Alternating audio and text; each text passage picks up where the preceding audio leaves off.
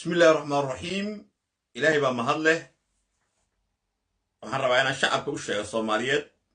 in dhagartii cadawga islaamka la fashiliyay insha Allah ta'ala inta dhimanna fashil ay ku dhamaan doonto waxa weeye hay'adda sirdoonka galmudug waxay ka warqabtay in ceerbuur laga soo diray 5 nin oo loogu talagalay inay isku qarxiyaan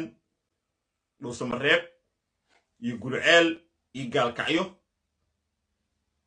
laba baabuur oo ayagana qaraxisido sidoo kale way ka warqabeen hay'adda sirdoonka galmudug waxa weeye ninka la qabtaahi ama hadda la qabtay waa nin reer Tayaglow ah oo Tayaglow ka yimid wuxuu muddo joogay ceelbuur waxaa laga soo diray ceelbuur ayaa laga soo diray waa reer Tayaglow raxan weyn ninkan qabiil ahaan hadii aan afka ku adkeeyo marka ninkan wuxuu doonayay inuu isku qarxiyo hoggaanka galmudug iyo culimada galmudug ee ahlu sunna wal jamaa wuxuu isku soo aadiyay oo xusayo oo ay tahay sanad guridii xuskii shuhadadii rabbi ha u naxariisto jannada firtuusa ka waraabiye kuwii argagixisada ka xureeyay gurceel iyo dhuusamareeb iyo dhulka iyo cadaadad ka xureeyay ayuu isku soo aadiyay maalin xuska loo fadhiyo oo maalinta shuhadada ah oo gurceel dushiisa lagu xusaayo ayuu isku soo aadiyay waliba Allah xafiday inaan jeclaho markaan magaciisa maqlaan iska ooyo oo la Sheekh Cabdullah Ash'ari ayuu baawurkiisa isku beegay oo doonayay isku qarxiyo baawurkaas isku beegay laakiin ilaaha ma hadda iska ninka raxaweenka ah ee Tayaglow ka yimid gacanta lagu dhigay waa la qabtay ninka waa la qabtay gacanta lagu dhigay 4 nin oo kale iyo 2 baabuurna waa lagu daba jiraa oo waa la soo qabanayaa waana shakil la'aan meelahay u socdaan dadkay u socdaan cidda soo dirtay waxoo dhan hay'adda la dagaalanka argagixisada galmudug way ka warqabtaa hay'adda sirdoonka guud ahaan way ka warqabaan marka waxa weeye ninka la soo diray ha u qaadanina shacabkow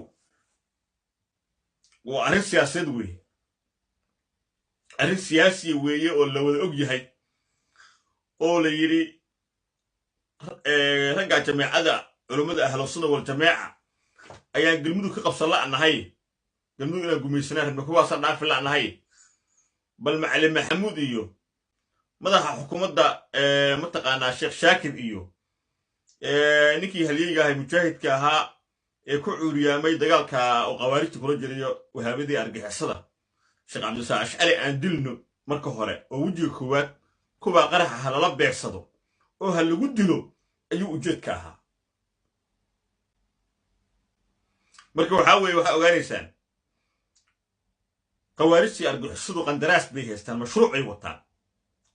wataan waxa wada bay fulinayaan ha u malaynina nimankaasu haddaad qof iisoo dirtida ku soo dilayaan haddaad meel ay qarxitaan waa mataqaanaa waa lagu qarxinayaa waxaana si daradu weyntaa maanta nin ka yimid Tayaglow intuu dhulkaas oo dhan soo dhaafay inuu gurceel isku qarxinaa yiraahdo culimo joogto ujeedka laga leeyahay qof kasta uu fahmi karaa ujeedka laga leeyahay qof kasta uu fahmi karaa laakiin ilaahay bahadi waxa weeye dadka halkaan jooga waa dad daacada waa dad u fadhiya habeen iyo maalin digriga alle waa dad soo jeedo oo aan jiifin oo indhahooda furan yihiin waxa weeye xamarka joogta la qarxiyo oo la beegsado oo la waa la yaqaanaa kuwa maanta soo diray ee lacagta ku bixinaya qarashaadka magac dawladeed watay argagixisadana waa la yaqaanaa rabeenay galmudug ee qarax mataqaan ku maqooniyaan oo dadka indhaha tiraan oo culimada ka dilaan oo dadka wax galka saraakiisha ka laayaana waa la yaqaanaa waxa munaasabadaas waa in sheegay oo ninkaas reer Tayaglow buu ahaa ceelbuur joogay inuu culimada laayo maalin shuhadada weeye ahlu sunna wal jamaa dadkii xureeyay goboladaas guud iyo mudug ka xureeyay qawaarijta maalinta xuskeeda loo fadhiyay madashu waxaa fadhiyay macallin maxamuud Sheekh Xasan حفظ الله وجاميها وحفديي مدح حكومة قلمدك شيخ شاكر وحفديي مجاهد كويناء جماعة شيخ عبد الساعة أشعري يا ماشي فديي حفظ الله dadka loo socday ninka uu dilana dadkaas ay ahaayeen marka wixii kale faahfaahina iyo waraysiga laga qaaday iyo wix oo dhanna waa la soo gudbinayaa si exclusive oo furan waxa ogtihiin meesha ay culimadu ku badan yihiin ama galmudug dadka laguma baado qofna laguma dilo qofna laguma xiro qofna laguma cabriyo dadku iyaga iska raacsan culimadooda ayaga maamulka iska raacsan laakiin dad bay dib ku noqotayo waxa la yiri see galmudug loo burburin karaa waxa la yiri horta culimada laga dilo oo waxgaadka laga dilo oo hala qarxiyo markii dadkii xamar qarxina ayaa qarax intuu soo wareejiyay laakiin waxa leeyahay dadka shacabka galmudug iyo culimadooda iyo siyaasiyiintooda saraakiishooda ciidamada waskaashanayaan oo ay ka adkaanayaan cadowgu iyagoo ilmeynaya oo guuldareystay oo guuldaro dhabar ku xambaarsan oo way ka laaban doonaan sidaasay anigu la tahay marka waxaan doonayaa inaan munaasabada horta marka hore intaan arrimo kale ka hadlin anigu mahad celiyo madaxweynaha galmudug axmed ducaale geelle xaaf iyo madaxa xukuumadda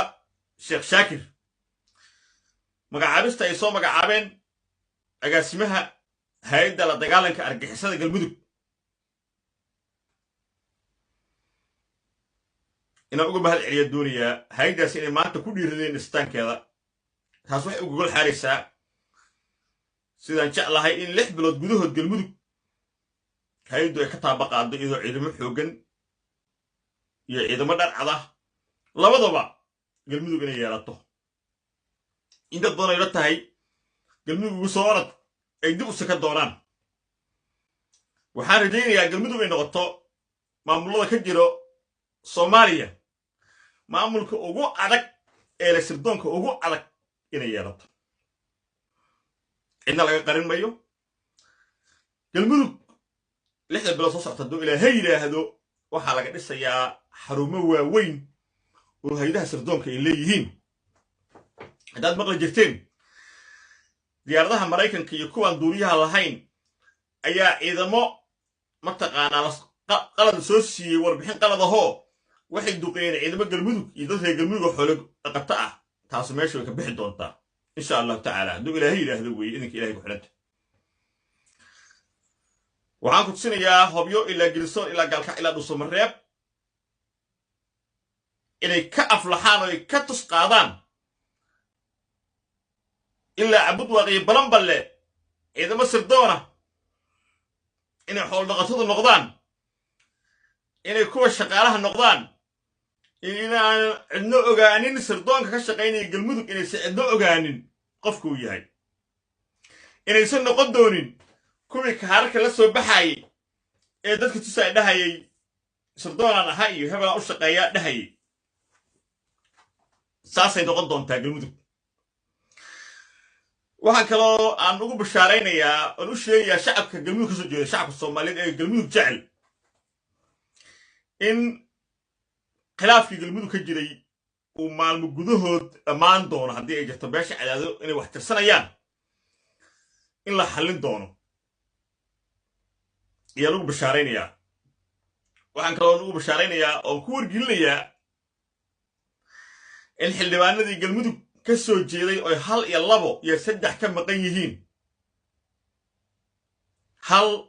iyo 2 iyo 3 inuu soo sheegi doono magacyadooda ay ka maqan yihiin xildhibaanadii guud ee galmudug federaalka ugu jira ama aqalka sare ama aqalka hoose ugu jiray 1 2 3 iyo ka maqan yihiin hadday ugu bataan 1 ama 2 ama 3 iyagoo hogaaminaya madaxweynihii hore ee Soomaaliya Xasan Sheekh Maxamuud inay dhuuso bareeb ka degayaan bacdul ciid ayaan idin xaqiijinayaa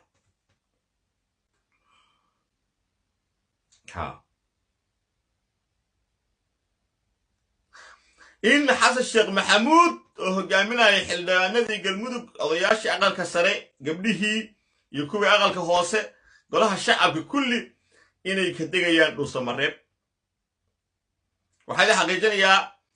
in kuwii doonayay inay galmudug burburiyaan oo ay ka dhigaan maamul cabiida ay hungoobeen oo ay fashilmeen inta sida xaqiijinaya marka warkeedu ku badin maayo waa maalin Ramadaan وسومنتهين وحلا يا هاي بشهر رمضان كفضل جادا إلهي هذا كبر كيو